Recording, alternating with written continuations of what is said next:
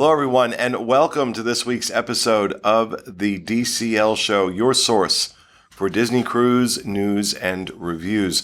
Coming to you from the Bob Varley Studio in Orlando, Florida, I'm your host, Pete Werner, joined at the table this week by my good friends, Denny Sunderly. Hi there.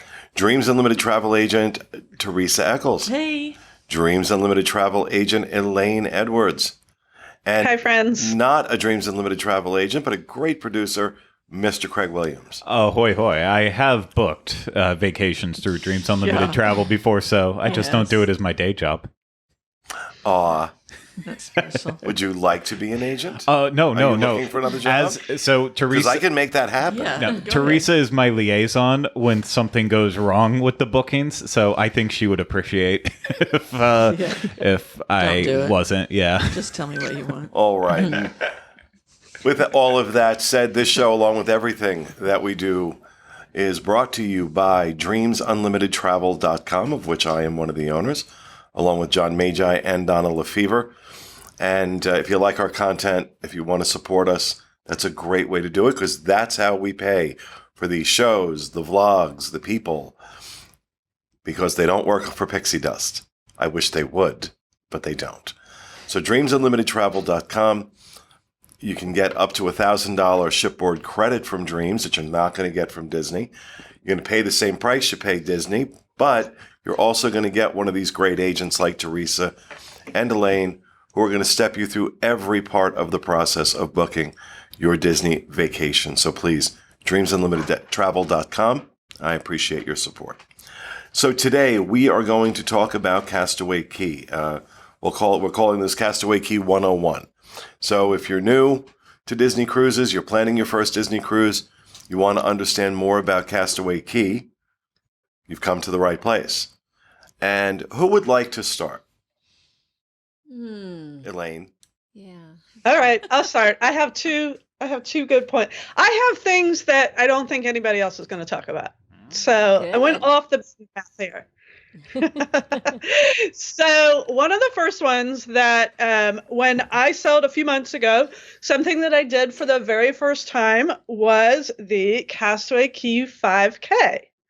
And this is something that is currently running differently than it was before, but we actually get a lot of questions about this in the Facebook group. So I wanted to make sure that I talked about it. Previously, pre-2020, the people that were running Castaway Key 5K would be the very first ones off the ship. And they would bring you off the ship before anybody else and start the run very early. And then you could go to the beach, or some people would go back to the ship and change and come back out. They're doing it differently now. It is completely 100% on your own. There's a little information hut where they will draw you a map if you need it, or it's the same route as always. I only got lost once, and we had a discussion if we were going the right direction or not, because we got a little mixed up on which way we were going. And there's nobody else around, and it was actually pouring down raining when we were doing it. So, but it is completely on your own now. So when you get back on the ship, you can go to guest services, and they will give you your medallion for finishing. That's cool. And my pro tip, yeah, it is. It's really nice. And, it says the Castaway Key 5K on it. Every once in a while, they do change up the design. But this is the current one. So they will, and I like to make sure that I tell people to get that as soon as you get back on the ship. That way you can get a picture with Castaway Key in the background of you with your medallion before they pull away.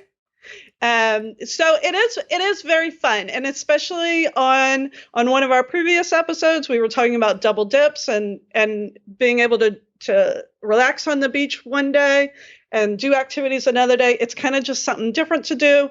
The large observation tower is on the course, so you can take a little breather, climb the tower, get some gorgeous pictures of the entire island. And so it's just climbing the tower. It is. It is. It's your obstacle. But I don't know. It was fun, especially because the course is going down the airplane runway, and they've got some cute little photo ops. It's something fun to do. So yeah. All right. Let me ask you this. Does anyone know the story? And I don't know. I can't vouch for the veracity of the story. Does anyone know the story of how Disney came to have that island? Well, I know the history was that it was used as a haven for drug transporting. Correct? That is what I understand. That runway. Is that true? That runway actually existed there for that purpose. That at the time Disney was looking, the Bahamas had stopped. The Bahamian government had stopped leasing out islands, or there were no islands available, so to speak. And then this island got seized in a drug raid because it was an entry point for drugs into the United States and into the Bahamas from the Caribbean. And that landing strip there, was an actual landing strip. You think that's a real story? I absolutely think It is. It is the story. It's not the story that Disney will tell you, but it is the story. This was once. There's a Disney backstory about four castaways and coming. Right. Donald found it while he was out the four castaways had this white mustache. Right. You will see a lot of. There's a plane that Way to ruin the magic, Pete. Right. So one more thing. It is interesting when you're headed out to Serenity Bay and you're on the tram and you go out on the airstrip and you kind of go, okay, this is where that happens. Yeah, It's kind of cool. There's history here. Yeah. So I like that. One more thing that I really like to mention to people when they go to Castaway Key is that there are exclusive shopping merchandise items that you can only buy on the island. So if you want something that says Castaway Key on it, make sure that you get it while you're there, because most of those items will not be on the ship.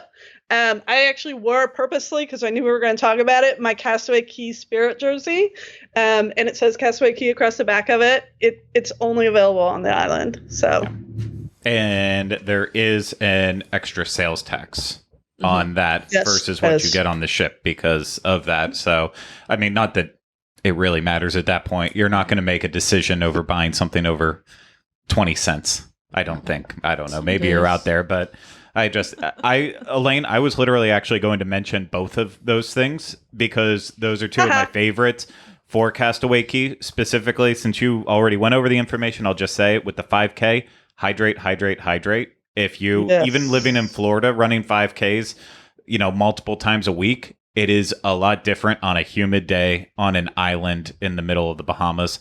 So keep that in mind. And then too, with the merchandise, don't just brush it by, because some of the coolest things that I've bought on Disney cruises are at Castaway Key. You know what I got on my last cruise? It was a drink sippy cup or whatever, and it was Sven from Frozen. Oh. Not Olaf. Right. I'm not a big Olaf fan, but when I saw this goofy looking, I'm like, okay, I got to have that. It was really cool. Yeah. I brought that back. Yeah. Well, Disney They also Cruise Line, have Disney Cruise Line in general does so great with the merch, the merchandise on the ship, on the island. I don't care who you are, you're gonna part with some cash. Oh, sure. Oh, yeah. How much depends on whether you're me or not. But because I'm stupid, I get so. I've been doing this 25 years, and I still get sucked in. You do. And we'll walk out with like bags and bags and bags and bags. I was going to say, not moving off merchandise, but onto Castaway Key. I think one thing that a lot of adults hear right away is, Serenity Bay, this great place for adults that know kids are on the beach. It's going to be the most magical thing ever. I actually prefer the family beaches a million times over. It's better. The beach itself, it just always feels more maintained, more kept up. The Serenity Bay food, it's like, oh yeah, we have an extra steak for you. it is gristle and Yes. overcooked at the Steak on same the time. beach. It is so gross. It's always a Okay, letdown. so again, we're doing a 101, so we need to explain to people what we're talking about. Yeah. The island is broken up into two general areas. As soon as you get off the ship, you're in the family beach area. On the far side of the island is Serenity Bay, which is adults only, no kids. Now, there is also Cookies Barbecue, which is where you will have your buffet lunch. And I got to tell you, when I was there last month, the food was spectacular. Yes. Spectacular. I can't, I never thought that word and Cookies Barbecue I would use in the same sentence, but it was. Yeah. Now, if you're on Serenity Bay, it's a ways away.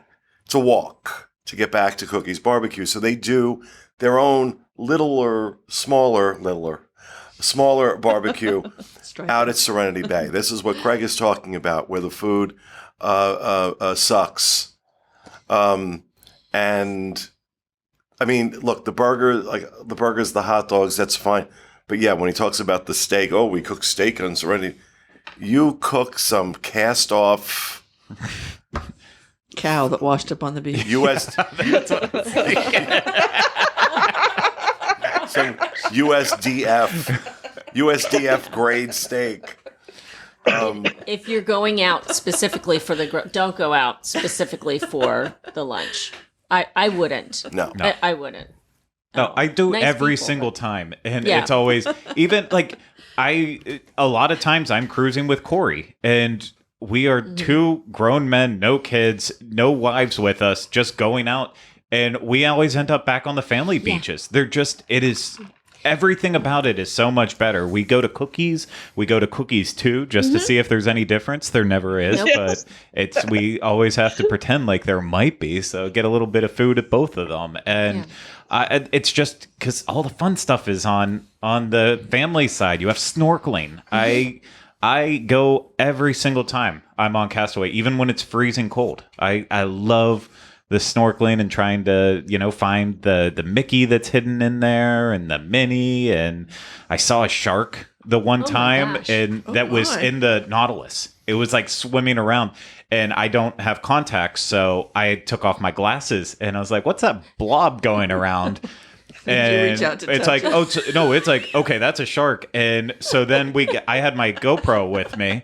And so it got back and looked at the footage, and sure enough, it was a shark swimming all around. But even the one time, there was sea turtles that were in the snorkeling section that were literally coming up to everyone. And it was like, I know that they exist in other places, but there's something special about Castaway Key. Well, go ahead. No, please, go ahead. The Serenity Bay, to piggyback on what you were saying, it is this, they call it the Shangri-La on the ship, on the promotional. No. It's really not. It's a very small beach. Physically, it's not shallow. deep at all. Very shallow beach. It is. So rustic? And the way rustic and shallow. No, it's just, and the way that it's positioned, the sun is better on the family beach than how the sun hits Serenity Bay. There's a lot of, it's not good. And if you need an open lounge chair and you get there late, you are trucking all the way down the beach. So yeah, don't fall prey to it's always, the grass is always greener. It might not be, because the family beach has been set up in a way that everything is within close proximity. There is so much space there. And if you've got kids, you are close to Pelican Plunge and the other equipment that's out in the water. Now, see, for me, I'm not a beach person. We've ascertained this in other discussions. I'm not a beach person.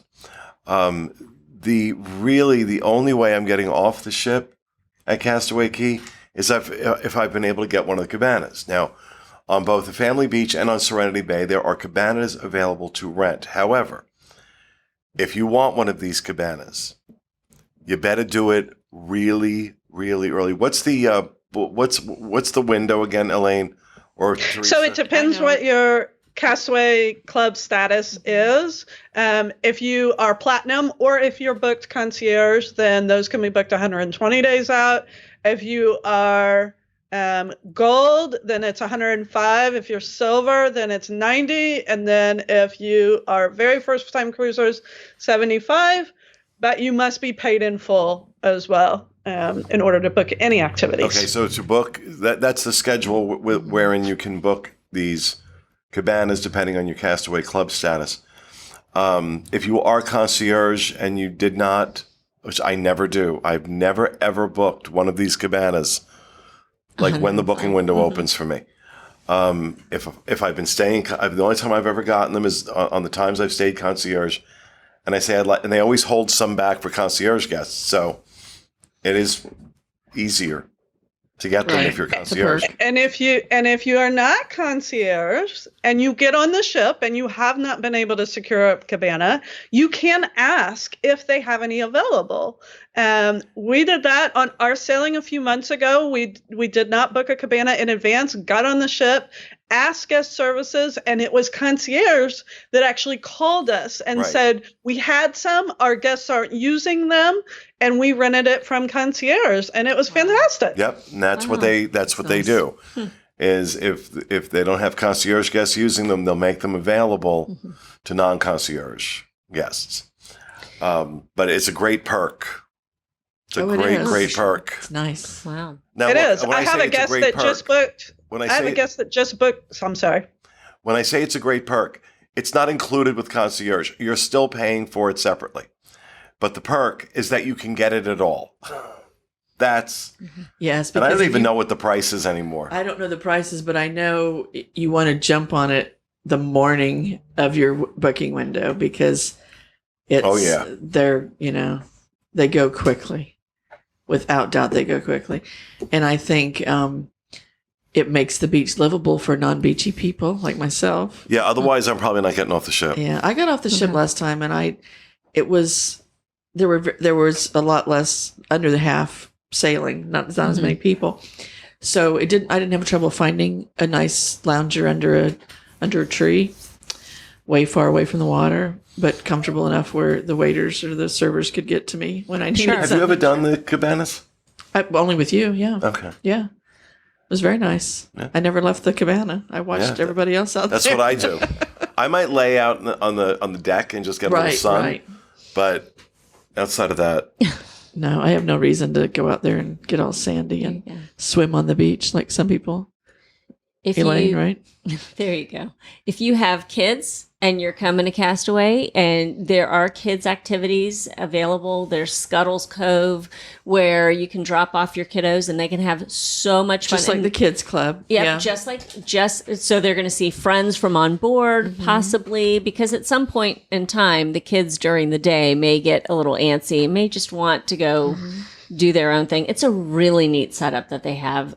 Same counselors from on board are at Scuttle's Cove, and it's a great setup. And initially when coming back after when they originally came back from COVID, the Scuttle's Cove wasn't open. It is open now, and it was just neat to see kids going in and out of there. Another quick thing, and it's getting back to food, but make sure, because lunch is served currently between 11:30 and 2. So you want to keep an eye out. Keep an eye on your watch. Yes, you are on vacation. You are at the beach. But if you also want to eat at the beach while on vacation, you got to be there between 11:30 and 2. I was sitting on my lounge chair and getting some things done. And there was a family who was walking by who, said, let's go eat. Cookies is open, and when does it close? And they were on their way. They were already past me, but I heard them say till 2:30, and I just went, oh, dearest me, they're going to get there and they're going to be disappointed. So definitely keep an eye on one eye on your watch on a phone or something so that you don't miss that. There is also soft serve ice cream there, which I highly recommend. It is so very good. And right now, all that was self-serve before. It's now being staffed, just like everything on the ship is being staffed by a crew member who will twirl that perfect soft serve cone for you, or will get you your Coke Zero, whatever you want. They'll serve it.